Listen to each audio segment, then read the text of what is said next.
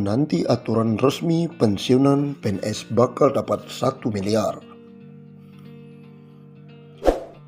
Tahun ini pemerintah membuka lowongan untuk calon pegawai negeri sipil atau CPNS. Salah satu kelebihan menjadi PNS adalah mendapatkan dana pensiun hingga hari tua. Nah, pemerintah saat ini tengah merancang untuk membuat skema dana pensiun PNS menjadi skema pulih pundit. Lewat skema pulih pundit ini, diperkirakan pensiunan PNS bisa mengantongi uang hingga 1 miliar.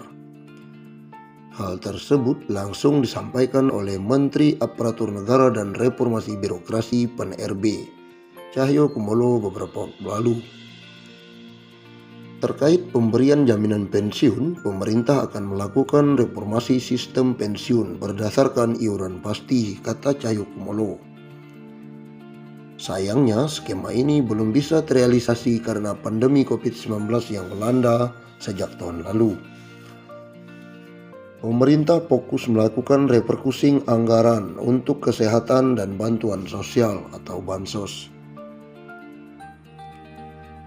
Sebenarnya pada awal Januari 2020 sudah ada inisiatif mengadakan rapat di Kemenkeu yang diundang para menteri dan kami juga untuk membahas detailnya.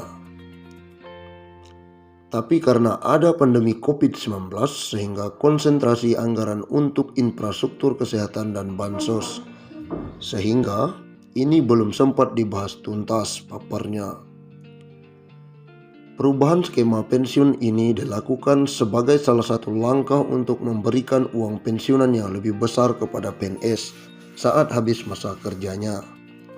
Selain itu, skema terbaru ini juga akan mengurangi beban APBN.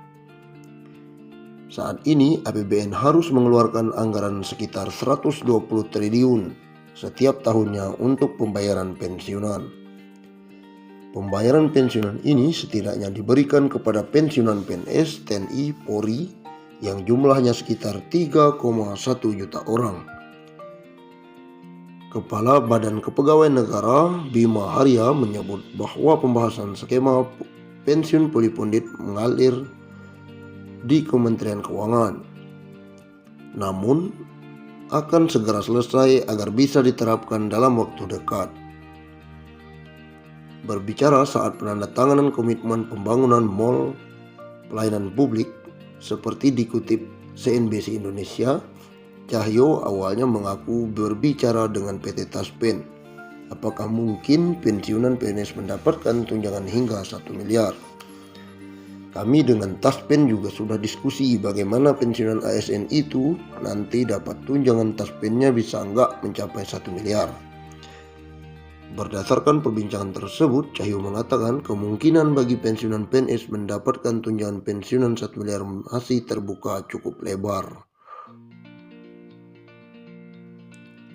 Sri Mulyani ogah Pemda habiskan uang cuma buat gaji para PNS. Kementerian Keuangan merancang aturan baru mengenai pengelolaan keuangan daerah atau APBD agar bisa disinkronisasi dengan keuangan pemerintah pusat melalui rancangan undang-undang hubungan keuangan antara pemerintah pusat dan pemerintah daerah.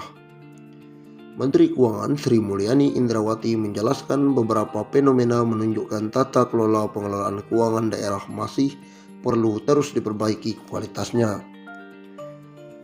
Kita melihat belum optimalnya porsi belanja APBD di mana belanja APBD cenderung tinggi untuk belanja aparatur dan rendah ke belanja yang sifatnya infrastruktur publik, jelas Sri Mulyani dalam rapat kerjasama dengan Komisi 9 DPR RI.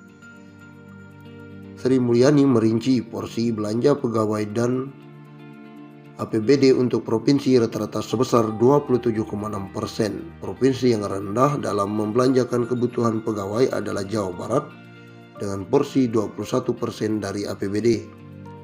Kemudian 14 provinsi lainnya belanja pegawai setara dengan 27,6%.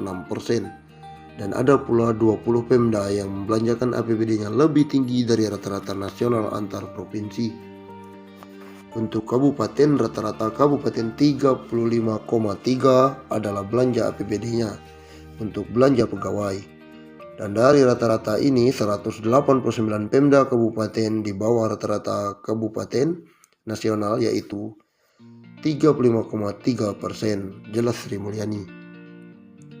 Sedangkan 2.226 Pemda adalah belanja APBD-nya untuk pegawai di atas rata-rata nasional.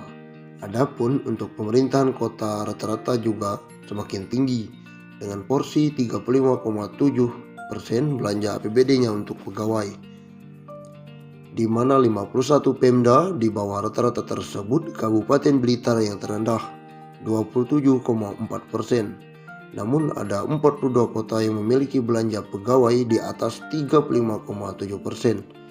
Bahkan kota Pematang Siantar menggunakan 47,6% untuk belanja pegawai, tutur Sri Mulyani. Hal tersebut, kata dia, menggambarkan bahwa transfer ke daerah dan dana desa di masing-masing daerah banyak bervariasi, namun cenderung dipakai untuk belanja yang paling mudah dan paling memberikan pelayanan bagi pegawainya dibandingkan kebutuhan untuk melakukan perbaikan pelayanan dasar bagi masyarakat. Oleh karena itu, kata Sri Mulyani, reformasi pengalokasian DAU dilakukan dalam saat ini bertujuan untuk mengurangi dominasi belanja birokrasi di dalam dan mendorong penggunaan DAU semakin produktif. Adanya fakta pembedaan kinerja capaian layanan publik daerah, maka penggunaan DAU akan disesuaikan berdasarkan capaian kinerja layanannya. Bagi daerah yang berkinerja baik, penggunaan DAU akan bersifat blok grant. Bagi daerah kinerja dengan rendah, maka penggunaan DAU merupakan kombinasi antara blok grant dan spesifik grant, jelas Sri Mulyani.